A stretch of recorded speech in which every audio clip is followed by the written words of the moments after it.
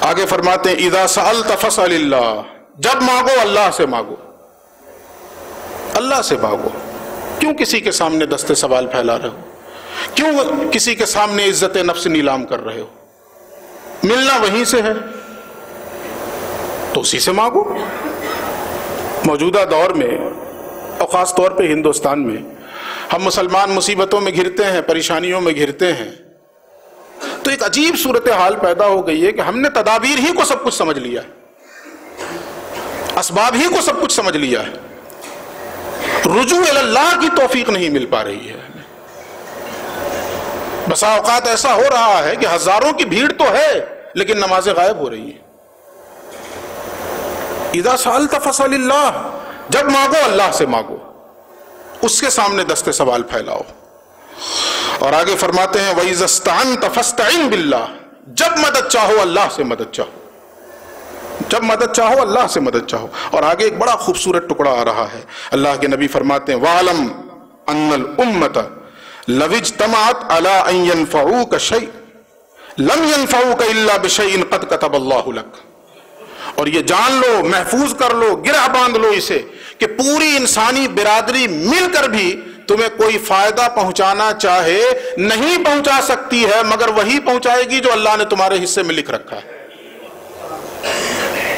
پوری انسانی برادری مل جائے تمہیں فائدہ پہنچانے کے لیے جد و جہد کرے، کوششیں کرے، وہ نہیں پہنچا سکتی ہے، وہی پہنچائے گی جو اللہ نے لکھ رکھا، وہ ہمارے مقدر میں ہے۔ اور آگے فرماتے ہیں اللہ کے نبی، اور یہ بھی یاد رکھو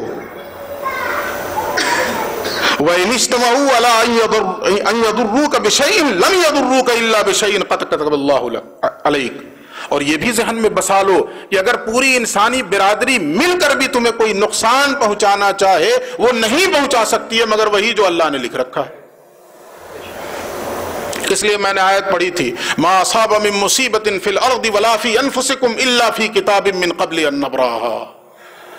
جو مصیبت پہنچ رہی ہے زمین میں یا تمہاری جانوں میں، زمین میں زلزلے آ رہے ہیں، طوفان آ جا رہا ہے، سونامی کی لہریں اٹھ جا رہی ہیں، جان کے اندر بیماری ہے، مہلک امراض ہیں، یہ جان کے اندر مصیبتیں آ رہی ہیں، یہ اچانک نہیں آ رہی ہیں، الا فی کتاب من قبل ان نبراها، یہ آتی بعد میں ہیں، ہم نے پہلے ہی اسے کتاب تقدیر میں لکھ رکھا ہے۔